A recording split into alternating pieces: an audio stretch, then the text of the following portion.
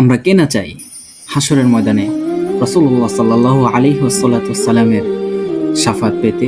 আমরা কে না চাই হাসরের ময়দানে হাউজে কাউসার থেকে পানি পান করতে? আমরা কে না চাই সেই ভয়াবহ দিনে উম্মতে মুহাম্মদী হিসাবে সবার সাথে রাসূলুল্লাহ সাল্লাল্লাহু আলাইহি ওয়াসাল্লামের কাতারে দাঁড়াতে?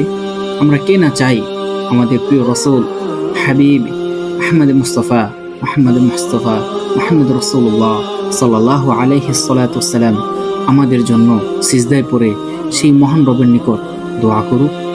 প্রিয় ভাই, আমরা কে না চাই সেই ময়দানে ভয়াবহ দিনে আমরা যেন রাসূলের শাফায়াত পেয়ে আল্লাহ তাআলার নিকট থেকে ক্ষমা পেতে পারি।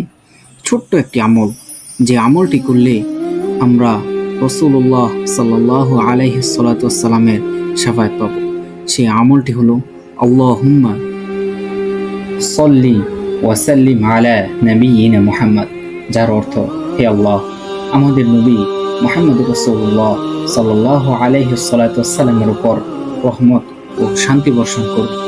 প্রিয় ভাই ও বন্ধুগণ, যে ব্যক্তি সকাল ও সন্ধ্যায় 10 বার করে দোয়া পড়বে, সে কিয়ামতের দিন রাসূলুল্লাহ সাল্লাল্লাহু আলাইহি ওয়াসাল্লামের সুপারিশ লাভ করবে।